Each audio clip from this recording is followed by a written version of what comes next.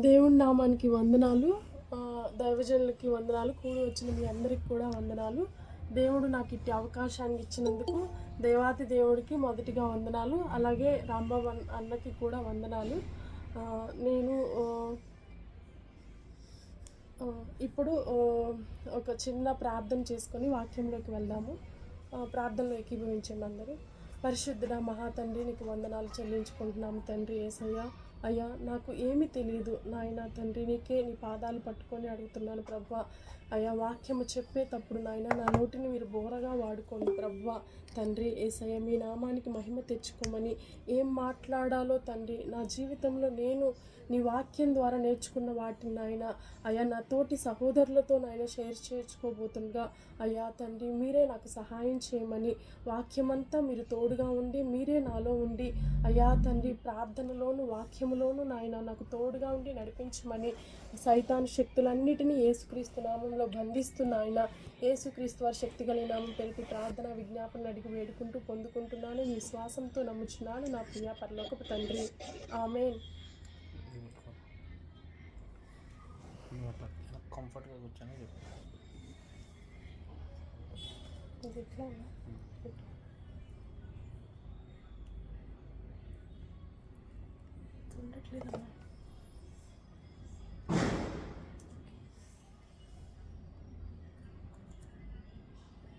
దేవుని పరిశుద్ధ నామానికి వందనాలు.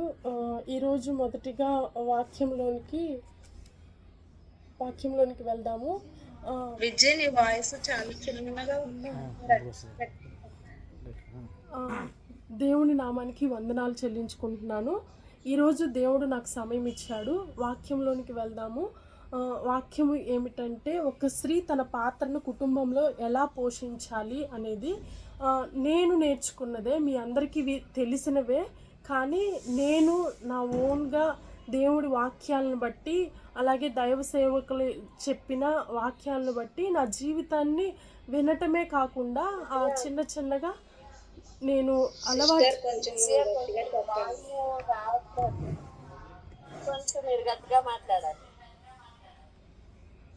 ఇప్పుడు వినిపిస్తుందా?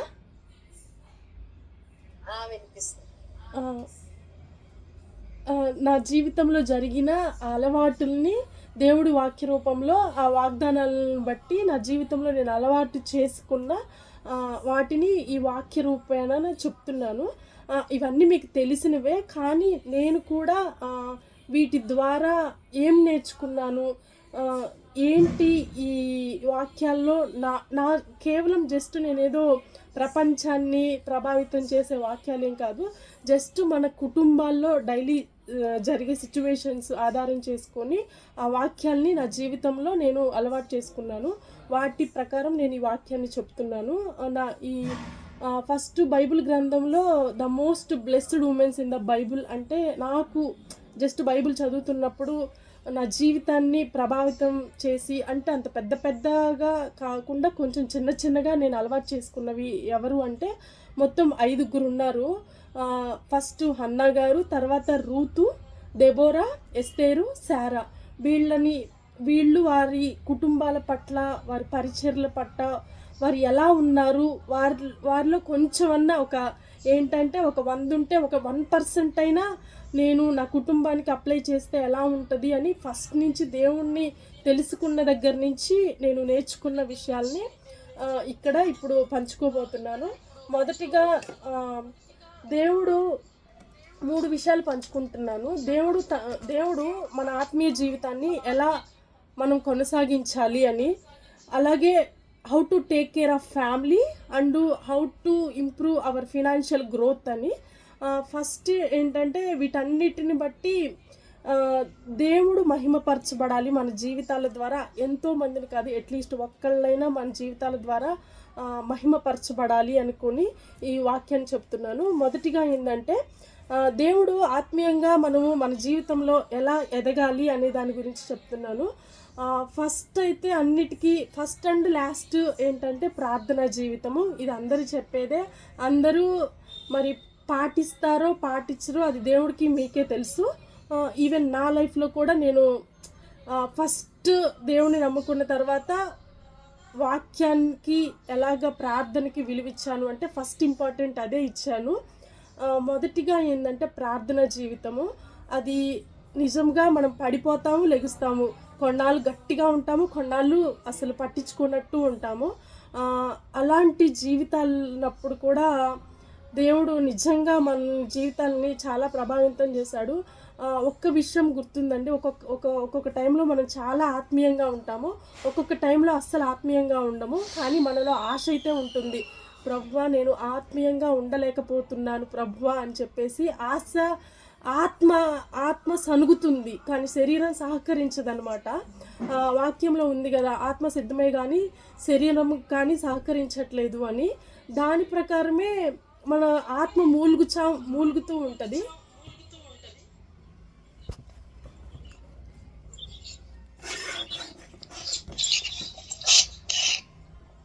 మూలుగుచూ ఉంటుంది. అదైనా కానీ దేవుడికి ఇష్టమేనంట, ఆ ప్రార్థన కూడా దేవుడు వింటాడంట. సో దాన్ని బట్టి నేను ప్రభావితం అయ్యానమాట. ఫస్ట్ ఏంటంటే నిజమే, మనలో జస్ట్ ఆశ ఉంటే చాలు అని చెప్పేసి ఫస్ట్ ప్రేయర్ లైఫ్కి చాలా ఇంపార్టెన్స్ ఇచ్చాను. ఫస్ట్ మొదటిగా ఏంటంటే, మీకు ఎన్ని పనులున్నా, ఎన్ని శ్రమలున్నా, ఎన్ని బాధలున్నా, ఎవరు ఇబ్బంది పెట్టినా కానీ ప్రేయర్ లైఫ్ అనేది మాత్రం మిస్ చేసుకోవద్దండి. ప్రేయర్ అంటే ఎలా చేయాలి అనుకుంటే, దేవుడికి ఒక కమిట్మెంట్, నువ్వు దేవుడు కూర్చొని ఒక కమిట్మెంట్ పెట్టుకోవాలి. కమిట్మెంట్ ఎలా ఉంటుంది అంటే, దేవుడికి మీరు చెప్పండి, ప్రభువా నాకు ఈ టైంలోనే కుదురుతుంది, ప్రభువా నాకు ఈ టైంలోనే కుదురుతుంది. ఆ టైంలోనే మీరు దేవుడికి సమయాన్ని ఇవ్వండి. ఫర్ ఎగ్జాంపుల్ నా జీవితంలో నేను అలవాటు చేసుకుంది ఏంటంటే, ఫస్ట్ దేవుడికి ఫస్ట్ సమయం ఇవ్వాలి అనుకున్నా, ఫస్ట్ అలవాటు చేసుకున్న సమయం కాదు, ఫస్ట్ దేవుడితో గడపాలి ఎలాగూ అని చెప్పేసి దేవుడి దగ్గర కూర్చొని ఒక్కొక్క టైంలో మంచిగానే ప్రార్థన చేసా, ఒక్కొక్కసారి అయితే అసలు ప్రార్థనే చేయబుద్ధి కాదు. నేను అదే కూర్చొని అడిగేదాన్ని, దేవుడి దగ్గరికి వెళ్ళిపోయి మోకాళ్ళు వేసుకొని కూర్చొని, ప్రభువా నిజముగా ఈ టైంలో నాకు ప్రార్థనే చేయాలనిపించట్లేదు యేసయ్యా, నన్నేం చేయమంటావు అని అడిగేదాన్ని. నాకు ప్రార్థన చేయాలనిపించట్లేదు, అటువంటి ప్రార్థన చేసే ఆత్మనివ్వు, నీ ఆత్మతో నేను కలిసి ప్రార్థించే అనుభవంలోకి వెళ్ళటానికి కృప చూపించండి యేసయ్యా అని చెప్పేసి ప్రార్థన చేసుకునేదాన్ని. 1 గంట కాదు, 2 గంటలు కాదు, దేవుడు ఎంతవరకు అలానే 100 సార్లు ప్రార్థన చేసుకునేదాన్ని. కానీ దేవుడు 101సారైనా కానీ మన ప్రార్థన విని నిజముగా కన్నీటి ప్రార్థన వచ్చేలాగా చేస్తాడు. అది నేను కేవలం ఏదో రిఫరెన్సులు చూపించి, వాక్యాలు చూపించి అలా పాటించండి, ఇలా పాటించండి అని చెప్పట్లేదు, కానీ నా జీవితంలో నిజముగా ఇది జరిగింది. నేను కూడా ప్రార్థన మంచిగానే చేసుకునేదాన్ని, ఒక్కొక్కసారి పడిపోయేదాన్ని, నిర్లక్ష్యం చేసేదాన్ని, పడుకుని ఉండేదాన్ని. అది కాదు, దేవుడు నేను నమ్ముకున్నాను, దేవుడికి నేను సాక్షిగా ఉండాలి, దేవుడి కోసం ఏదైనా చెయ్యాలి అని చెప్పేసి నా ఆత్మలో ఆరాటం అయితే ఉంది. కానీ మొద్దుగా లేసి ఎల్లైనా అసలు నాకు ప్రార్థన చేయబుద్ధి కాదు, ఏం చేయబుద్ధి కాదు, ఎల్లైనా కూర్చొని ప్రార్థన చేస్తూ ఉండేదాన్ని. అలాగనే అనేదాన్ని, నాకైతే ప్రార్థన చేయబుద్ధి కావట్లే. కానీ నిజముగా అండి, మీరు అలవాటుగా ఆచారంగా చేయటం తప్పు, అలా చేయటం అయితే దేవుడికి ఇష్టం లేదు. నేను చాలాసార్లు దేవుడి దగ్గర ఏడ్చాను, ప్రభువా అలా అలవాటుగా ఆచారంగా నేను ప్రార్థన నాకు ఇష్టం లేదు యేసయ్య, ప్రార్థననే చేయకుండా ఉంటా, కానీ అలవాటుగా వెళ్ళి యేసయ్య స్తోత్రం, యేసయ్య నా కుటుంబాన్ని రక్షించు, యేసయ్య నా దేశాన్ని రక్షించు అని చెప్పేసి అలాంటి ప్రార్థన నాకు చెయ్యబుద్దే కాదు. నేను కూడా చాలాసార్లు ఏడ్చేదాన్ని అలాంటి ప్రార్థనలు చేస్తుంటే. నాకు ఈ ప్రార్థన కాదు, నీ హృదయంతో నా హృదయం కనెక్ట్ అయ్యే ప్రార్థన కావాలి, అటువంటి ప్రార్థన అయితేనే చేస్తాను, లేకపోతే నేను మెదలకుండా కూర్చొని పడుకుంటాను యేసయ్య అని చెప్పేదాన్ని. అలాంటి దేవుడికి జస్ట్ అలా అడిగేదాన్ని, నేను అలవాటుగా ఆచారాలుగా ప్రార్థన చేయను ప్రభువా, నిజముగా నీతో కనెక్ట్ అయ్యి ప్రార్థన చేసే ప్రార్థన అయితే మీరు నాకు చేయించండి, లేకపోతే నేను ఊరికనే కూర్చున్నా ఒకటే, అలవాటుగా ఆచారంగా కూర్చున్నా ఒకటే అని అదే ప్రార్థన చేసేదాన్ని. దేవుడి కృపను బట్టి ఒకరోజు అలాగే అలవాటు చేసుకున్నాను, ప్రార్థన చేద్దాము అని చెప్పేసి.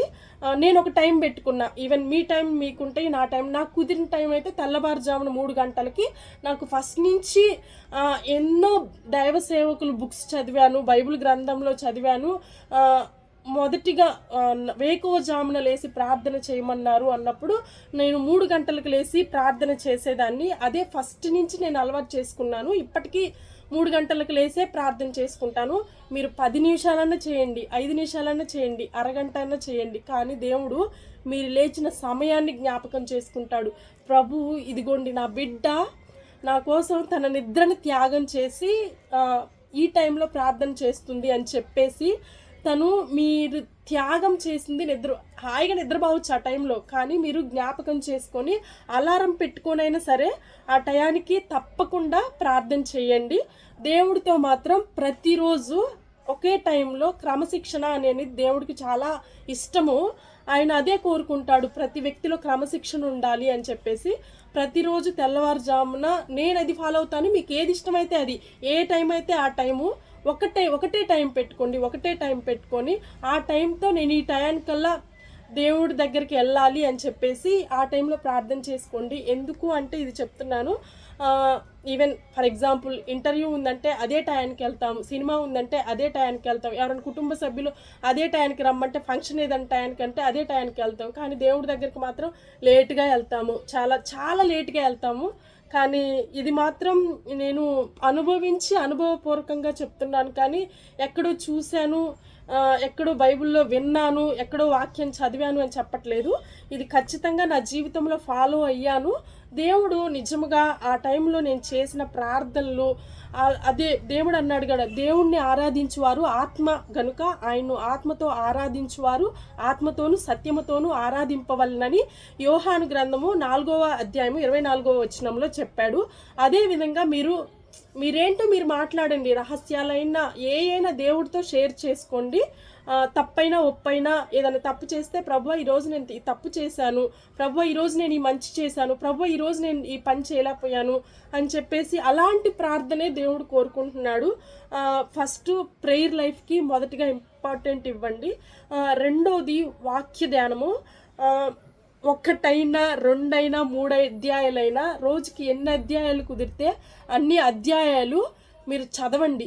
చదివిన దాన్ని అర్థం చేసుకోండి. చాలామంది చెప్తారు అర్థం చేసుకోండి అంటారు. నిజంగా మీరు చదివినప్పుడు అర్థం చేసుకోవాలంటే ఎలా అర్థం చేసుకోవాలి ఏం తెలియదు కదా ఎవరికి. నా జీవితంలో నేను నేర్చుకుంది ఏంటంటే, ప్రతి ఒక్కరు చెబుతారు వాక్యం చదివిన తర్వాత అర్థం చేసుకోమంటారు, దాని గురించి అవగాహన ఇవ్వండి అని అడుగుతారు. ఎలాగ మనకు ఆ వాక్యము అలవాటు అవుతుందంటే మన చుట్టూ ఉన్న రీసోర్స్ని. ఇప్పుడు నేను చెప్తున్నాను, ఎవరి దగ్గర మొబైల్ లేకుండా లేదు, ప్రతి ఒక్కరి దగ్గర మొబైల్ ఉంది, చాలా యాప్స్ ఉన్నాయి. ప్రతి దాంట్లో మీరు చదివిన వాక్యాన్ని ఈ వాక్యానికి ద్వారా దీంట్లో ఉన్న అర్థాలేంటి, దీని ద్వారా ఈ వాక్యం ద్వారా ఎంతగా నా జీవితానికి నేను అప్లై చేసుకోవాలి అని చెప్పేసి అలాగా వాక్యము చదవండి. బైబుల్ మొత్తం పట్టడం వల్ల పరలోకం వెళ్ళిన వారు లేరు, పరలోకం వెళ్ళిపోయిన వారు లేరు. వాక్యాలన్నీ ఎక్కడున్నాయి అక్కడ చూడకుండా చెప్పగలిగేయటం వల్ల అది ఏం ఉపయోగం లేదు. కానీ వాక్యాన్ని ప్రతిదీ మన జీవితంలో అప్లై చేసుకునే వాళ్ళే ఖచ్చితంగా పరలోకం వెళ్తారు. నేనైతే దీన్నైతే నమ్ముతాను. బైబిల్ పట్టడం వల్ల, వాక్యాలు ఎక్కడ ఉన్నాయో అక్కడ చెప్పటం వల్ల, చూడకుండా చెప్పటం వల్ల ఎవరు పరలోకం వెళ్ళారని అయితే నేను నమ్మను. అదైతే నేను నమ్మను. మరి మీ నమ్మకాలు ఎలా ఉన్నాయో తెలియదు. ఖచ్చితంగా వాక్యాన్ని చదివి దాన్ని మన జీవితంలో అప్లై చేసుకున్నప్పుడే దేవుడు ఖచ్చితంగా మన ద్వారా సంతోషపడతాడు. నిజంగా చెప్తున్నాను. ఈవెన్ నేను రీసెంట్గా ఇప్పుడు నేర్చుకుంటుంది ఇప్పుడు ఏంటంటే వాక్యము, ప్రార్థన ఓకే, వాక్యం మనం నేర్చుకోవాలి. ఎందుకు ఇక్కడ మనం వాక్యం నేర్చుకోవాలి అంటే, నాకు తెలిసి మరి మీకు తెలిసి ఉండొచ్చు, మనం పరలోకం వెళ్ళిన తర్వాత మనం ఏమనుకుంటాము, నిత్యము దేవుణ్ణి ఆరాధన చెయ్యాలి అని అనుకుంటాం కదా. నిత్యం దేవుడిని ఆరాధన చేయాలంటే ఒక్క సెకండ్ కూడా గ్యాప్ ఉండదా? మనకి గ్యాప్ ఉంటుంది. మనకి ఆరాధనకు ఒక టైం ఉంటుంది. అక్కడ ఉన్న దేవుడే అన్నాడు కదా, అక్కడ ముత్యాలు బంగారు అవన్నీ మనం చూడాలి కదా. మరి ఆ పరలోకంలో అన్నీ మనం అనుభవించాలంటే పొద్దుగూకుల ఆరాధనే అనుకోండి. దేవుడు కూడా అదే ఇష్టపడ్డు. మనం అక్కడ దేవదూతల పరిచర్య చేయాలి. వాళ్ళు అక్కడికి వచ్చి మనల్ని అడుగుతారు, దేవుడు వాక్యం గురించి మీరేం నేర్చుకున్నారు అని అడుగుతారు. అప్పుడు మనల్ని దేవదూతలు వచ్చేసి మనల్ని అడుగుతాయి, మీరు భూలోకంలో ఉన్నప్పుడు దేవుడు వాక్యాన్ని ఎలా ఎలా నేర్చుకున్నారు, వాటిలో ఉన్న మర్మాలు, వాటిలో ఉన్న అర్థాలు మాకు చెప్పండి అని దేవదూతలు అడుగుతారు. వాళ్ళకి ఏం తెలీదు, మనకు పరిచర్య చేయటమే వాటి పని, కానీ వాటికి దేవుడి గురించి అంతగా ఎక్కువ ఏం తెలీదు. వాళ్ళకి జస్ట్ దేవుడు చెప్పిన పని చేయటం, అదే ఆయన చెప్పిన పనే చేయటం, దేవుడు ఎంత శక్తిమంతుడో, ఎంతగా కృప చూపించాడో, ఆయన ప్రేమ ఏంటో అన్నీ వాటి గురించి మనం పైకి వెళ్ళిన తర్వాత లెక్కప్ప చెప్పాలి. దేవదూతలు ప్రతి ఒక్కళ్ళు వచ్చేసి మనల్ని అడుగుతారు, దేవుడి గురించి మీరు ఏమి నేర్చుకున్నారు అన్నప్పుడు ప్రతిదీ మనం దేవుడి గురించి చెప్తున్నప్పుడు దేవుడు ఆనందపడతాడంట. సో అందుకోసం మనం వాక్యాన్ని కన్ఫామ్గా నేర్చుకోవాలి. దాని ద్వారా దేవుడు నామం మహిమపరచబడుతుంది. మూడోదిగా పరిచర్య అంటే మీరు వెళ్ళి సువార్త ప్రకటన చేయండి, అక్కడ స్టేజీల దగ్గర అన్నీ చేయండి అని నేను అడగట్లేదు. మనకందరికీ అవకాశం కూడా ఉండదు. ఈవెన్ నాకైతే 0% అవకాశం కూడా లేదు. మన చుట్టూ ఉన్న అవకాశం ఏంటంటే దెబోరా గారు తనకిచ్చిన, మీకు చెప్పాను కదా 5 స్త్రీలు ఉన్నారు నా వరకు. ఫస్ట్ హన్నా గారు తన ప్రార్థనా జీవితం ద్వారా నేను ఎలా ప్రార్థన చేసుకోవాలి ఏంటి అని నేర్చుకున్నాను. నెక్స్ట్ దెబోరా గారు ఈ వాక్య పరిచర్య గురించి తనైతే ఎంతగా తన గురించి నేను చదువుతున్నప్పుడు తనకు దేవుడు ఇచ్చిన వాగ్దానాన్ని ధైర్యంగా ప్రవర్తించి సైన్యాన్ని సిద్ధం చేసిందంట. మరి సైన్యాన్ని అయితే నేను సిద్ధం చేసే అంతటి దాన్ని కాదు, కానీ అట్లీస్ట్ నా వరకు నేనేం చేయగలను పరిచర్య అంటే అని అనుకున్నాను. ప్లస్ మీకేమేం తెలుసో నాకు తెలీదు. నా వరకు అయితే నేను పరిచర్య చేసింది ఏంటంటే చర్చిలో బాత్రూమ్లు కడగటం ఫస్ట్ నేను చేసిన పరిచర్య. బాత్రూమ్లు కడగటం అనేది పరిచర్యే, చర్చి క్లీన్ చేయటం అనేది పరిచర్యే, దైవ సేవకుల గురించి ప్రార్థన చేయటం పరిచర్యే, వారి ఆత్మల రక్షణ కోసం ప్రార్థన చేయటం పరిచర్యే. వాళ్ళకి మనం అట్లీస్ట్ చెప్పేవాళ్ళం కాదు, అట్లీస్ట్ సహాయం చేసే వాళ్ళగా అయినా ఉండటం అది పరిచర్యే. చాలా రకాల పరిచర్యలు ఉన్నాయి. వాక్య పరిచర్య ఉంది, ఈవెన్ ఎవరికన్నా అనాథులకి ఆకలితో అలమటిస్తున్న వారికి అన్నం పెట్టడం పరిచర్యే. హాస్పిటల్లో రోగులు ఉన్నారు, వాళ్ళకైతే చాలామంది వదిలేసి వెళ్ళిపోతుంటారు, వాళ్ళ దగ్గరికి వెళ్ళి నీకు చేతనైన హెల్ప్ అని చేయటం, అమ్మ ఎట్లా ఉన్నావు, అయ్యా ఎట్లా ఉంటావు అని అడగటం కూడా పరిచర్యే. అలాంటి పరిచర్యని నాకు తెలిసినంత వరకు నేను చెప్పిన వాటిల్లో మీకు దగ్గరగా ఉన్న పరిచర్యలు ఒకటి మీరు ఎంచుకోండి.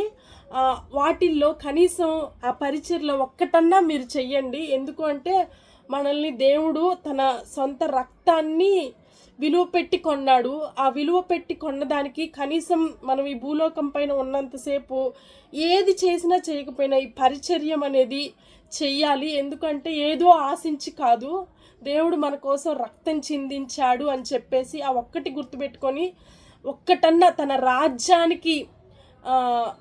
రాజ్య వ్యాప్తి కొరకు పరిచర్య అన్నమాట ఇది. ఏ పరిచర్య చేసినా ఏది ఆశించకుండా నిస్వార్థంగా ఇలాంటి పరిచర్యల్లో పాల్గొనండి. మీకు అవకాశం ఉంటే వాక్యాలు చెప్పటం అవి అన్ని పరిచర్యలే, కానీ నాకు తెలిసి అందరికీ అన్నీ కుదరకపోవచ్చు, అన్నీ రాకపోవచ్చు. కానీ ఇలాంటివైతే మస్ట్ అండ్ షుడ్గా ఉంటాయి కదా. బైబుల్ ఇది చర్చ్ క్లీన్ చేయటం, బాత్రూమ్లు కడగటం, వారికి దైవ సేవకులు ఎవరన్నా వస్తే వారికి ఫుడ్ వండి పెట్టడం, ఫుడ్ సర్వ్ చేయటం, ఇవన్నీ కూడా పరిచర్యలే. ఈ విధంగా మీ ఆత్మీయ జీవితాన్ని నేను ఇవి పాటించకుండా దేవుడు అన్నాడు కదా, మొదట నీ కంట్లో ఉన్న దూలమును తీసుకొని నీ ఎదుటివారి కంట్లో ఉన్న నలుసుని సరిచెయ్యి అని. ఫస్ట్ నా కంట్లో దూలాన్ని నేను తీసుకోవాలని చెప్పేసి అదే వాక్యం పట్టుకున్నాను. ప్రభువా నిజమే, ముందుగా నేను పాటించే నేను ఎవరికైనా ఏ వాక్యాలైనా చెప్పగలను అని. నేను అందుకే ఇవే వాక్యాలు ఎందుకు తీసుకున్నాను అంటే ఇవి నా జీవితంలో కన్ఫామ్గా 100% నేను ఫాలో అయ్యాను, అవలంబించుకున్నాను కాబట్టే చెప్తున్నాను. ఈ విధంగా మన ఆత్మీయ జీవితాన్ని ఎంకరేజ్ చేసుకోవాలి. ఈరోజు ఖచ్చితంగా మీరు పెట్టుకోండి, నేను ఈరోజు ప్రార్థన చేశానా, వాక్యం చదివానా, పరిచర్య చేశానా, వీటిల్లో ఏదన్నా చేశానని టిక్కు పెట్టుకోండి. క్రమశిక్షణ అనేది దేవుడికి ఇంపార్టెంట్. ఈ 3 ఈవెన్ దేవునితో ఆత్మీయంగా ఎదగాలి అన్నప్పుడు ఈ 3 మీ జీవితంలో అలవర్చుకోండి. ఫస్ట్ది దేవునితో సమయం ఎలా గడపాలి అన్నదానికి ఫస్ట్ ప్రార్థన జీవితము, 2 వాక్య ధ్యానము, 3 పరిచర్య. ఈ 3 మాత్రం మర్చిపోకుండా ప్రతిరోజు ఒక్కళ్ళు కాకపోతే ఒక్కళ్ళన్నా మస్ట్ అండ్ షుడ్గా ఫాలో అవుతారని చెప్పేసి ఈ 3 గుర్తు పెట్టుకోమని చెప్తున్నాను. రెండోది ఏంటంటే how to care of family. Me family బాధ్యతని మీరు ఎలా చూసుకోవాలి అని చెప్పేసి ఫస్ట్ నేను చెప్తున్నాను. ఇక్కడ ఉన్న వాళ్ళందరూ ఆల్మోస్ట్ పెళ్ళైన వాళ్ళే అనుకుంటున్నాను. పెళ్ళి కాని వాళ్ళైతే ఓకే. పెళ్ళైన వాళ్ళ గురించి ఫస్ట్ మనం ఇంపార్టెన్స్ ఇవ్వాల్సింది హస్బెండ్కి ఇవ్వాలి. హస్బెండ్ అంటే దేవుడు దేవుడు చెప్పాడు కదా, ఫస్ట్ నీ దేవుడు, తర్వాత నీ యజమానుడే నీకు దేవుడు అయి ఉన్నాడు. కాబట్టి నీ యజమానుడికి నువ్వు ఫస్ట్ లోబడాలి. 2 ఏంటంటే తన ఇష్టాలు ఏంటో తెలుసుకోవాలని చెప్తున్నాను. నేను కూడా ఒకటే, ఇంతకుముందు కూడా నేను అసలు హస్బెండ్ అంటే ఓకేలే, మన ఇద్దరం భార్యాభర్తలు ఏక శరీరమై ఉన్నాం కాబట్టి నేను తను ఒకటే అది అని అనుకున్నాను. కానీ తన ఇష్టాలకి ఇంపార్టెన్స్ అంటే ఇచ్చేదాన్ని కాదు. నా జీవితం నాది, తన జీవితం తన అంటూ ఉండేదాన్ని. ఇది రియల్గా జరిగిన ఇన్సిడెంటు. నా ఫ్రెండ్ ఉండేది, తను ఏం చేసేదంటే నా భర్తే కదా అని చెప్పేసి తన ఇష్టంగా, అంటే తన అంత కేర్గా ఉండేది కాదు. అంటే శుభ్రంగా ఉండటం, గ్రూమింగ్, సెల్ఫ్ గ్రూమింగ్ అంటారు. ఆ గ్రూమింగ్, అదంతా సెల్ఫ్ గ్రూమింగ్ మీన్స్ తన భర్తకి ఇష్టం వచ్చినట్టు ఉండేది కాదు. అయితే కొన్ని రోజులు చూసి మారతాడని చూసి తీరా అతనేంటి వేరే ఆమె ఎడిక్షన్లో పడిపోయాడనమాట. తను తర్వాత చాలా ఏడ్చింది. ఏమో ఫైనల్గా ఏడ్చి ఒకటే, ఏంటి నా భర్త అసలు నేను నమ్మకంగా ఇట్లా ఉన్నాను అది ఇది అని చాలా బాగా ఉంది. కానీ ఫస్ట్ తప్పు అవకాశం ఇచ్చింది ఎవరు? తనే. తన భర్తకి ఇంపార్టెన్స్ ఇవ్వలేదు, తన భర్తకి ఇష్టం వచ్చినట్టు ఉండలేదు. మిమ్మల్ని అందరినీ నేను బ్యూటీ పార్లర్కి వెళ్ళి అలా ఉండండి ఇలా ఉండండి అని అడగట్లా. అట్లీస్ట్ తనకి ఎలా ఉంటే మీకు ఇష్టము అనేది ఒకసారి ఒక రోజన్నా వెళ్ళి అడగండి. ఈ టైంలో మేము పెద్దవాళ్ళం అయ్యాము, ఈ టైంలో మేమేమి అడగాలి అనుకోవచ్చు. ఈవెన్ మన అందానికే కాదండి, మన ప్రవర్తనను కూడా వాళ్ళు మార్పు చూడాలని అనుకుంటారు. నీ ప్రవర్తనలో ఇది తగ్గింది విజయ అనేవాడు మా రమేష్ అయితే, నన్నైతే మా హస్బెండ్ రమేష్, విజయ నువ్వు ఇంతకుముందు ఇలా ఉన్నావు, ఇప్పుడు ఇలా ఉన్నావు, నాకు ఇలా ఉంటే ఇష్టం అని చెప్పేవాడు. దానికి తగ్గట్టు నేను కూడా ఫస్ట్లో చాలా నాకు ఇష్టం వచ్చినట్టే ఉండేదాన్ని, తనకి ఇంపార్టెన్స్ ఇచ్చేదాన్ని కాదు. అలా కొంచెంగా వాక్యాన్ని, అలాగే రాంబాబు అన్న కూడా చాలాసార్లు వాక్యం చెప్పాడు భర్తకి గురించి ఇంపార్టెన్స్ ఇవ్వాలి అన్నప్పుడు. ఆ రోజు ఆ వాక్యం నేను మస్ట్ అండ్ షుడ్గా తీసుకున్నాను.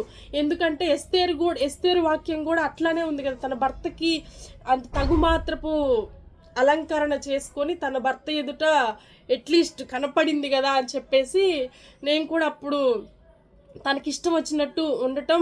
అలాగే కుకింగ్ విషయం, మీ అందరికీ వంట చేయటం వచ్చు, సాధ్యమైతే చాలా టేస్ట్గా వాళ్ళకి వండి పెట్టడానికి ట్రై చేయండి.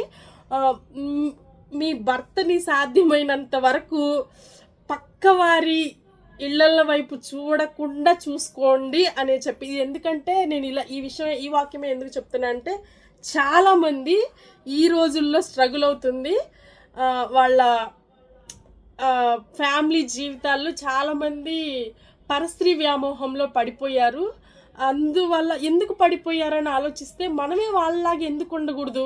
మనమేం వేరే వాళ్ళ కోసం అందంగా రెడీ అవ్వమనట్లేదు, వేరే వాళ్ళ కోసం మనం కొత్త వంటలు చేయమనట్లేదు. కేవలం మన భర్త కోసమే వంటలు, మన భర్త కోసమే రెడీ అవ్వమని చెప్తున్నారు కదా. అందుకని ఇది ఒకటి ఫాలో అవ్వమని చెప్తున్నాను.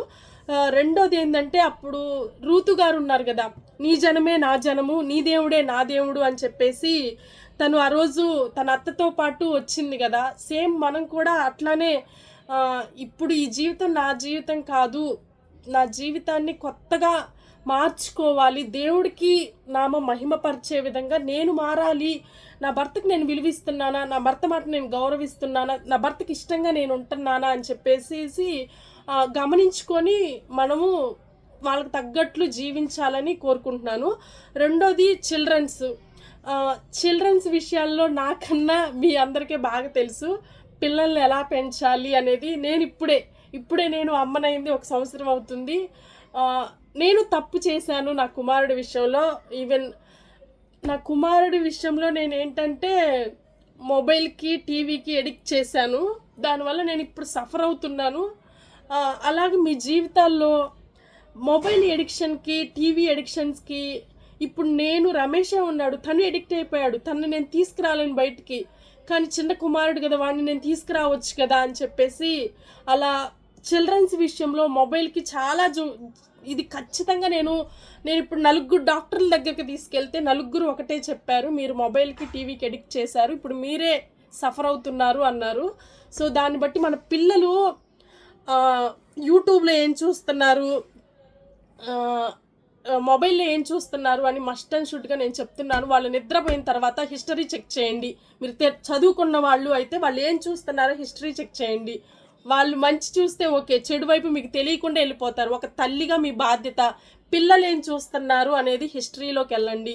వాళ్ళ హిస్టరీ కూడా డిలీట్ చేసే రోజులు వచ్చాయేమో కానీ మస్ట్ అండ్ షుడ్గా పిల్లలు మొబైల్ తీసుకున్న తర్వాత ఏమేం చూస్తున్నారు అనేది కన్ఫామ్గా వాళ్ళ హిస్టరీకి వెళ్ళిపోయి ఈరోజు వీడు మంచి చూశాడా చెడు చూశాడా అని చెక్ చేయండి. చెడు చూశాడు అంటే వాడిని సరిచేయండి. సో పిల్లల విషయంలో చాలా జాగ్రత్తగా ఉండండి. అమ్మాయిల విషయంలో అయితే ఇంకా జాగ్రత్తగా ఉండండి. అన్నిటికన్నా ముందుగా మీ రిలేషన్షిప్కి ఎక్కువ ఇంపార్టెన్స్ ఇవ్వండి అని. అలా నేను ఏం చెప్తున్నాడంటే నా తల్లి కుటుంబాన్ని ఇటు నా అత్తగారి కుటుంబాన్ని 2 బ్యాలెన్స్ చేసుకోవాలి. ఎవరిని నేను తక్కువ చేయకూడదు. ఈవెన్ ఈ విషయంలో చాలామంది స్ట్రగుల్ అవుతూ ఉంటారు. నేను కూడా చాలా స్ట్రగుల్ అయ్యే ఫైనల్గా ఓకే నేను గొప్పగా చెప్పట్లేదు కానీ మా అత్తగారి ఊర్లో అయితే నేను 100కి 99% నేను ఓకే వాళ్ళందరూ చెప్పారు తను చాలా గుడ్గా ఏమంటారు మంచి కోడలు అని. నేనైతే మా ఊరు మొత్తం చెప్పించుకున్నాను. ఎందుకు అంటే ఆ టైంలో నేను నాకు తెలియకుండానే నేను అవన్నీ చేసేసాను అనమాట. నేను ఒక జాబ్ చేస్తున్నాను, నేను ఇలా గర్వం కలిగి ఉండలేదు. మొదటిగా దేవుడికి భయపడ్డాను. ప్రభువా ఈరోజు నువ్వు నాకు ఇచ్చిన పని ఏంటి, ఆ పని మాత్రమే నేను చెయ్యాలి. నేను ఈరోజు ఒక మనిషిని, ఆ మనిషిగా నేనేం చెయ్యాలి ప్రభువా అన్న వాక్యాలే పట్టుకొని నేను చక్కగా నా అత్తగారిని చూసుకునేదాన్ని, నా ఆడపడుచుల్ని చూసుకునేదాన్ని. నాకు ఇంటికి వచ్చిన వారిని అయితే ముందు శారా గారి గురించి ఫస్ట్ నేను వాక్యం ఈ చర్చికి వచ్చినప్పుడు ఫస్ట్ శారా గారి వాక్యం గురించి అన్న చెప్పినప్పుడు శారా గారు ఆతిథ్యం ఇచ్చేవారు అని చెప్పేవారు. ఆతిథ్యం అంటే ఏంటా అనుకునేదాన్ని. అప్పుడు ఆమె ఇసుకు చెందక ఎంతమంది వస్తే అంతమందికి వండి పెట్టేది కదా, అది నేను ఫస్ట్ అలవాటు చేసుకున్నాను. ఎంతమంది వచ్చినా అస్సలు కాళ్ళు నొప్పులైనా చేతులు నొప్పులైనా నిద్రైనా లేకపోయినా కానీ వండి పెట్టేస్తూ ఉండేది. ఎవరు వస్తే వాళ్ళకి వండి పెట్టేచ్చేదాన్ని. ఏ కుళ్ళు కుతంత్రం లేకుండా మాత్రం చక్కగా అందరికీ వడ్డిచ్చేదాన్ని. రిలేషన్షిప్కి ఎక్కువ ఇంపార్టెన్స్ ఇచ్చాను. హస్బెండ్కి ఇంపార్టెన్స్ ఇవ్వాలి, అలాగే చిల్డ్రన్స్కి ఇంపార్టెన్స్ ఇవ్వాలి. ఒకటి ఇవన్నీ చేస్తాం మేడం, ఇవన్నీ చేస్తాము కానీ మన భర్త మన మాట వినడు, మనలాగా ప్రవర్తించడు, మనలాగా కూర్చొని ప్రార్థన చేయడు అంటే మీ వరకు మీరు చెప్పి చూసారా, మారారు. లేకపోతే దేవుడి సన్నిధిలో కూర్చొని ప్రార్థన చేయండి. ఎందుకంటే ఆకాశం కిందున్న ప్రతిదానికి సమయం ఉందని చెప్పేసి ప్రసంగి 3వ అధ్యాయము 1వ వచనంలో అన్నాడు కదా. ఆ వాక్యంలో నేను ఆ వాక్యాన్ని కన్ఫామ్గా నమ్ముతాను. ఎందుకంటే నా జీవితంలో నేను ప్రతిదీ స్టెప్ బై స్టెప్ అదే వాక్యాన్ని పట్టుకున్నాను. ఓకే నాకు జాబ్ వస్తుంది, ఆకాశం కింద ఉన్న ప్రతిదానికి సమయం ఉంది కాబట్టి ఆ సమయంలోపు నాకు జాబ్ వచ్చింది. ఓకే నా అప్పులు తీరుతాయి, ఆకాశం కింద ఉన్న ప్రతిదానికి సమయం ఉంది, నా అప్పులు తీరే సమయం కూడా వచ్చింది కాబట్టి తీరింది. తర్వాత నా బిడ్డల విషయంలో నా బిడ్డ గురించి కూడా నేనైతే అన్ని ఆభాషణ అయినప్పుడైతే కృంగిపోయాను. కానీ దేవుడు వాక్యాన్ని పట్టుకొని ఆకాశం కింద ఉన్న ప్రతిదానికి సమయం ఉంది, అయ్యే వాక్యాలు గుర్తుపెట్టుకుంటా ఉండేదాన్ని. ప్రతిదానికి సమయం ఉంటుంది. మీ భర్త త్రాగుబోతైనా ఉండొచ్చు, తిరిగిపోతైనా ఉండొచ్చు, నీ పిల్లలు నీ మాట వినకపోవచ్చు, కానీ దేవుడు నీ మాట వింటాడు. ఖచ్చితంగా దేవుడు సన్నిధిలో మాత్రం ప్రార్థన చేస్తే ఆ వాక్యాన్ని పట్టుకొని ఓకే తప్పక మారుతారు అన్న ఒక నమ్మకం. జస్ట్ ఏం లేదు, నా భర్త మారుతాడు, యేసయ్య నమ్మకస్తుడు, ఎలాగైనా మారుతాడంట అని చెప్పేసి ప్రార్థన చేయండి. మారాడు, నా పిల్లలు మారారు అని చెప్పేసి స్తుతిస్తా ప్రార్థన చేయండి. అవి తప్పకుండా దేవుడు మీ కుటుంబాన్ని కడతాడు. సాధ్యమైనంత వరకు అందరితో సమాధానంగా ఉండటానికి ప్రయత్నించండి. మీకు ఎలా ఉంటుందో తెలియదు కానీ ఎవరితోనైనా నేను గొడవ పడినా, పొరపాటున అనకూడని మాటలు ఏమన్నా అన్నా కానీ ఆ రోజంతా నేనైతే నలిగిపోతాను. ఈవెన్ చిన్న చిన్న విషయాలే ఎవరెవరితో ఇంట్లో ఫ్యామిలీ వాళ్ళతో ఏమన్నా ఒక్క నిమిషంలోనే అయినాయి అనుకోండి, దేవుడు ఈరోజు నా ప్రార్థన ఆలకించడు. ఎందుకు అంటే నేను వారితో సమాధాన పడలేదు అని చెప్పేసి. నిజంగా చెప్తున్నా, నేనైతే ఇప్పటి వరకు అయితే నాకైతే గుర్తులేదు కానీ ఎవరితో నేను సమాధాన పడలేదో ఆ ఒక్క క్షణము 2 నిమిషాలు 3 నిమిషాల్లోనే నేను ఎవరితో అయినా, వాళ్ళది తప్పైనా నాది తప్పైనా ఎవరి దగ్గరికైనా వెళ్ళిపోయి సారీ తప్పు నాదే అని చెప్పేసి అందరి దగ్గరికి వెళ్ళి క్షమాపణ కోరేదాన్ని. ఎందుకు అంటే సాయంత్రం వెళ్ళి నేను ప్రార్థన చేస్తున్నప్పుడు దేవుడు నా తప్పులన్నీ గుర్తు చేస్తూ ఉంటాడు. ఈరోజు నువ్వు వాళ్ళతో గొడవ పడ్డావు, క్షమాపణ అడిగావా అంటాడు. అప్పుడు నేనేం చెప్పాలి? అందుకే మొదటిగా నువ్వు వెళ్ళి సమాధాన పడి వచ్చి నా దగ్గర ప్రార్థన చేయమన్నాడు కదా దేవుడు. అదేవిధంగా నేను ఫస్ట్ అందరితో సాధ్యమైనంత వరకు సమాధానంగా ఉండటానికి ప్రయత్నిస్తాను. నా వరకు నేనైతే అది చేస్తాను. మీరు కూడా ఇది పాటించాలని కోరుకుంటున్నాను. ఇది రూత్ గారు తన ఫ్యామిలీకి ఇంపార్టెన్స్ ఇచ్చటం వల్లనే యేసుక్రీస్తు ప్రభువారు జన్మించారు. తను కూడా తన అక్కలాగా ఏం కాదులే, నేను కూడా ఇంకొక పెళ్లి చేసుకొని నా అత్తను వదిలేసేస్తే యేసయ్య మనకు పుట్టేవాడు కాదు, రక్షకుడు మనకు పుట్టేవాడు కాదు, మన పాపాలు కడగబడే కాదు. ఈ రూత్ గారు ఏం చేశారంటే తన అత్తగారికి చాలా రుణపడింది. తన అత్తగారు నా జనమే నీ జనమే నా జనము, నీ దేవుడే నా దేవుడు అని చెప్పేసి అన్నది ఆ రూత్ గారు. ఆ రోజు అట్లా అనబట్టే కదా మనకి యేసయ్య వచ్చాడు. నేను కూడా నా కుటుంబానికి లోబడితే ఏమైంది, నా భర్తే కదా తిడితే తిట్టని, నా అత్తగారే కదా తిడితే తిట్టని, నా మామగారే నా తిడితే తిట్టని, ఒక్క క్షణం క్షమాపణ చెప్తే మీ వాళ్ళు ఎలా ఉంటారో తెలియదు కానీ మీరు మాత్రం ప్రశాంతంగా ఉంటారండి. సమాధాన పడినప్పుడు మాత్రం చక్కగా మీ ప్రార్థనలు అయితే దేవుడు ఖచ్చితంగా వింటాడు. నా బిడ్డ అయితే చక్కగా నా వాక్యాన్ని బట్టి అందరితో సమాధానంగా ఉంది కదా అని ఆ రోజైతే మీరు చక్కగా దేవుడి నామాన్ని మహిమపరిచినట్టు అవుతారు. దేవుడు ఇలా ఫ్యామిలీని కేర్ చేసుకోవాలి. దీని ద్వారా మీరేమో అనుభవించారో తెలియదు కానీ ఇక్కడ ఎవరు మహిమపరచబడుతున్నారు అంటే నువ్వు కాదు, దేవుడే మహిమపరచబడుతున్నాడు. ఓహో ఈ అమ్మాయి ఇలా ఎందుకు అని ఫస్ట్ తన మనస్తత్వం చూస్తారు.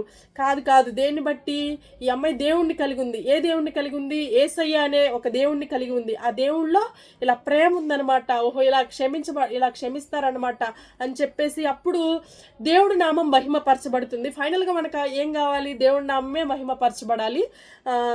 సో అలాగా దేవుడి నామాన్ని మహిమపరిచే విధంగా మీ కుటుంబ జీవితాన్ని అలవర్చుకోమని చెప్తున్నాను. ఫస్ట్ మీ భర్తకి ఇంపార్టెంట్ ఇవ్వండి, తర్వాత పిల్లలకి, తర్వాత మీ రిలేషన్షిప్స్ అంటే ఈవెన్ అత్తగారులైనా అటు కుటుంబం వాళ్ళైనా అమ్మ వాళ్ళనైనా వాళ్ళతో అందరితో సమాధానంగా ఉండండి. అందరికి ఈక్వల్ ఇంపార్టెన్స్ ఇవ్వమని నేనైతే కోరుకుంటున్నాను. ఫైనల్గా మీరైతే అమ్మ వాళ్ళకన్నా ఎక్కువ అత్తగారికే ఇంపార్టెన్స్ ఇవ్వండి. అప్పుడే మీ భర్త మిమ్మల్ని టేక్ కేర్ చేస్తాడు. ఎందుకంటే తను అమ్మో ఎంత చక్కగా వాళ్ళ ఫ్యామిలీని వదిలేసి నా కుటుంబాన్ని ఎక్కువగా ప్రేమిస్తుంది అని చెప్పేసి ఒక చిన్న క్రెడిట్ అన్నా మీకు వస్తుంది. అందుకోసమని ఈ వాక్యాన్ని చెప్తున్నాను. మూడోదిగా ఏంటంటే హౌ టు గ్రో ఫినాన్షియల్లీ అన్నప్పుడు సామెతల గ్రంథంలో ఒకటి వచనం ఉంది కదా, సామెతలకు రాదు, ప్రసంగి 9:16లో అయితే అందులో జ్ఞానము గల ఒక బీదవాడుండి తన జ్ఞానము చేత ఆ పట్టణమును రక్షించెను.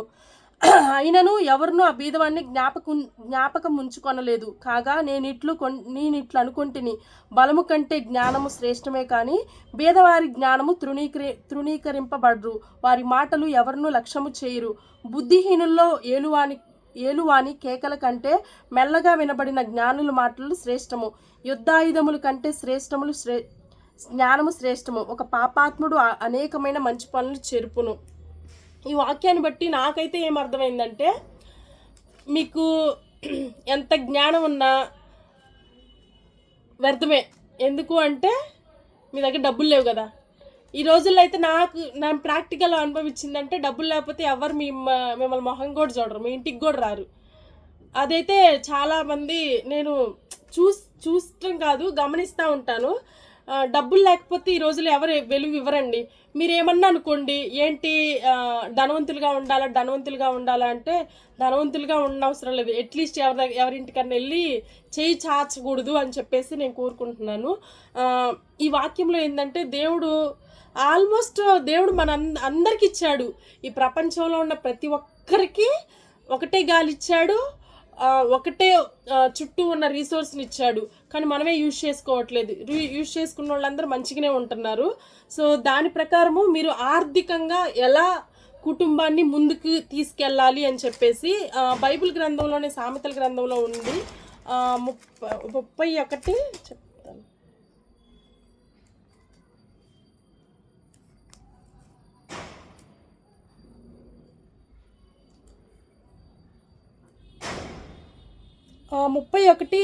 సామెతలు 31:26. ఆమె జ్ఞానముతో తన నోరు తెరచును, దయాలత్వము గల ఉపదేశము ఆమె నాలుక మీనమున్నవి. అసలు ఈ బైబిల్ 31 మొత్తం ఒక స్త్రీ గురించే ఉంటుంది. ఆమె ఎలా కష్టపడింది, ఎలా లేచింది, ఎలా తన పిల్లల్ని, తన పరివారిని, తన భర్తను ఎలా ప్లాన్ చేసుకుంది అని చెప్పేసి అక్కడే దేవుడు అడిగాడు. ఎందుకో మరి ఆయన జ్ఞానవంతుడు కాబట్టే మనం ఇంట్లో కూర్చొని ప్రార్థన చేసేవారిగా ఉండకూడదని, మనం ఖచ్చితంగా సంపాదించాలని దేవుడు కోరుకుంటున్నాడు. మీకు తెలుసు కదా, ఆమె సామెతల గ్రంథంలో అంటుంది, ఆమె తన ఇంటి వారి నడతలన్నింటినీ చాలా జాగ్రత్తగా గమనించుకుంది. రక్తవర్ణ వస్త్రములు కట్టుకున్నారంట తన బిడ్డలు. అంటే తను ఎంత ఉన్నతంగా ఉందో, తను ఎంతగా కష్టపడితే అంత డబ్బులు వచ్చాయో. తన భర్త కూడా దేశపు గౌన్ల వద్ద కూర్చొని ఉన్నాడంట. మరి దేవుడు నాకు తెలిసిన వాక్యము, నేను విన్న వాక్యం ఏంటంటే, ఫస్ట్గా మేనేజ్మెంట్ చేసే స్కిల్స్ ఉన్నది దేవుడికి. తర్వాత ఎవరికి ఉంది అంటే మనకే ఉంది. ఒక స్త్రీలకే ఇచ్చాడు ఆ జ్ఞానం. ఒక మగవాళ్ళు ఏం చేస్తారంటే ఒకే టాస్క్ని చేస్తారు, 2 టాస్క్లు చేయరు. మల్టీ టాస్కింగ్ వాళ్ళకు ఉండదు. ఒక పని చెప్తే ఒకటే చేస్తారు, రెండో వైపు కన్ను కూడా వేయరు. కానీ ఆడవాళ్ళు 10 పనులు ఇచ్చినా ఒకే నిమిషంలో చేస్తారు. అటువంటి జ్ఞానం ఇచ్చాడు. మన యేసయ్య కూడా అంతే కదా, 100 మందిని 1000 మందిని ప్రపంచాన్ని మొత్తాన్ని ఒకేసారి ప్రేమిస్తున్నాడు. ఎవరికి ఏ దెబ్బ తగులుతుందా, ఏ గాయం అవుతుందా, ఎవరిని కాపాడాలా, ఎవరికి ఏమి ఇవ్వాలని అంతా మల్టీ టాస్కింగ్ ఉంది మన యేసయ్య దగ్గర. అలాంటి యేసయ్య లాంటి మనసునే, యేసయ్య లాంటి జ్ఞానాన్ని మనకైతే ఇచ్చాడు. దాన్ని మనం యూజ్ చేసుకోవాలి కదా. మరి మనం కూడా మీరు అనొచ్చు, విజయానికి జాబ్ ఉంది కదా, నువ్వు చక్కగా జాబ్ ఉంది కాబట్టి, నువ్వు సంపాదిస్తున్నావు కాబట్టి నువ్వు చక్కగా మేనేజ్ చేసుకుంటున్నావు, మరి మాకైతే జాబులు లేవు కదా. అందుకని అంటే ఎందుకు లేవు అనుకుంటారు. నాకైతే నేను జాబే కాదు, ఇప్పుడు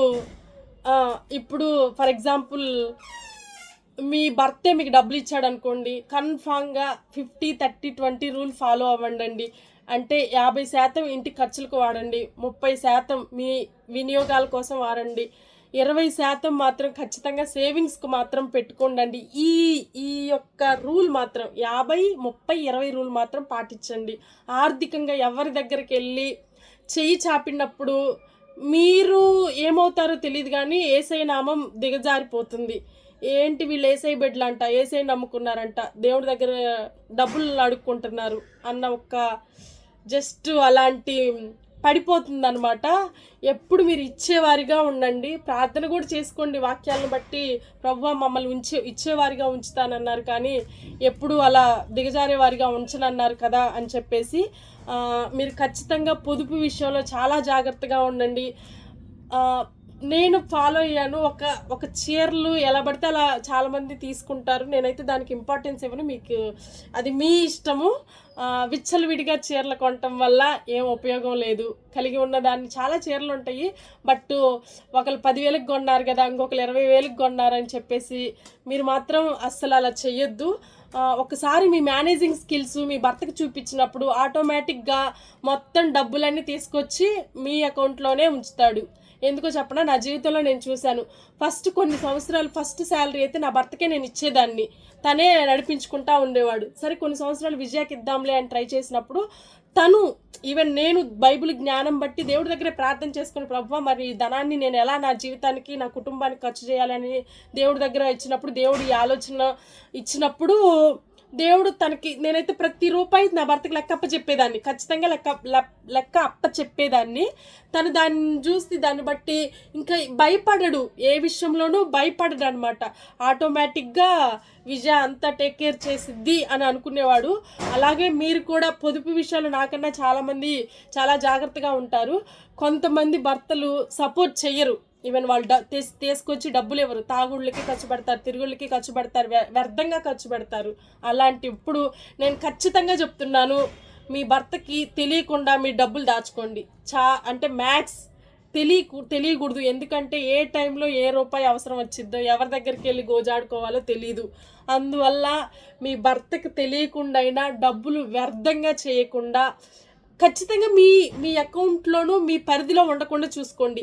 ఏదో ఒక ఫిక్స్డ్ డిపాజిట్లో, ఏదో ఒక ఆర్డీలో, ఏదో ఒక స్కీమ్లో, ఏదో ఒక గోల్డ్ స్కీమ్లో కట్టుకోండి. ఏదో మీరు లక్షాధికారులు అవ్వాలని కాదు, మీరు అవకాశం ఉన్నప్పుడు నీ భర్తకైనా, నీ కూతుర్లకైనా, కొడుకులకైనా, నీకైనా అవసరం వచ్చినప్పుడు ఆ డబ్బులు వాడుకోవాలి అని చెప్పేసి నేను కోరుకుంటున్నా. ఈవెన్ నా జీవితంలో కూడా నేను ఫాలో అవుతున్నాను కాబట్టి నేను ఇవన్నీ చెప్తున్నాను. మీరు ఆర్థికంగా మాత్రం, ఎందుకంటే మన దేవుడు ఐశ్వర్యవంతుడు అన్న ఒకసారి చెప్తాడు, నా దేవుడు రాంబాబు అని అంటాడు, నా దేవుడు ఐశ్వర్యవంతుడమ్మా, ఆయన జోబులో ఉన్న డబ్బులు నాకు ఇస్తాడమ్మా అనేవాడు. అలా అని చెప్పేసి వెచ్చలవిడిగా మీకు చేతికి వచ్చిన డబ్బులు ఉన్నాయి మొత్తం ఖర్చు చెయ్యొద్దు. ఖచ్చితంగా ఇదైతే ఫాలో అవ్వండి. మీకు నీ భర్త 100 రూపాయలు ఇస్తే ఆ 100 రూపాయల్లో కూడా ఒక 20 రూపాయలు దాచిపెట్టుకోండి. నేను కూడా, నాకు తెలియదు ఇంతకుముందు, నాకు కూడా ఎట్టబడితే చేసేదాన్ని. కానీ జ్ఞానం కలిగిన స్త్రీ తన ఇంటిని కట్టుకుంటుంది అని చెప్పేసి, తన ఇంటిని ఎలా అంటే ఇల్లు బిల్డింగ్ చేయటం కాదు, కానీ ఇంట్లో ఎవరి అవసరతలు అయితే వాళ్ళు తీర్చాలి. నువ్వు కొంచెం ఖర్చు చేయాలి, కొంచెం దాచుకోవాలి. ఎంత కష్టం వచ్చినా డబ్బులు అయితే దాచుకోవాలి. ఈ రూల్స్ నేను ఫాలో అయ్యాను. ఇవన్నీ నాకేమో ఎక్కడెక్కడి నుంచో కాదు, దైవ సేవకుల వాక్యాల నుంచి, బైబిల్ గ్రంథంలో ఉన్న వాక్యాల నుంచి, ఆ స్త్రీల నుంచే నేను నేర్చుకున్నాను. మొదటిగా ప్రార్థనా జీవితం, ఆత్మీయంగా ఎలా ఎదగాలి, 2 కుటుంబాన్ని ఎలా కేర్ చేసుకోవాలి, 3 ఆర్థికంగా ఎలా నువ్వు సేవ్ చేసుకోవాలి అని చెప్పేసి ఈ 3 విషయాలు నేను ఫాలో అయ్యాను. వీటినన్నిటిని మీరు ఒక్కళ్ళు కాకపోతే ఒక్కళ్ళన్నా ఫాలో అవుతారని, ఈ వాక్యాన్ని బట్టి దేవుడి నామం మహిమపరచబడాలని ఆశిస్తున్నాను.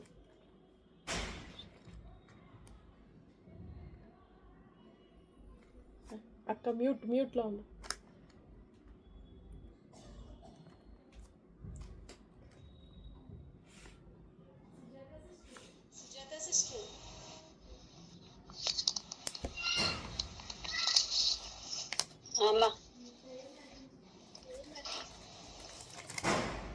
వాక్యం చెప్పిన సిస్టర్ గారికి వందనాలు చెల్లిస్తున్నాను.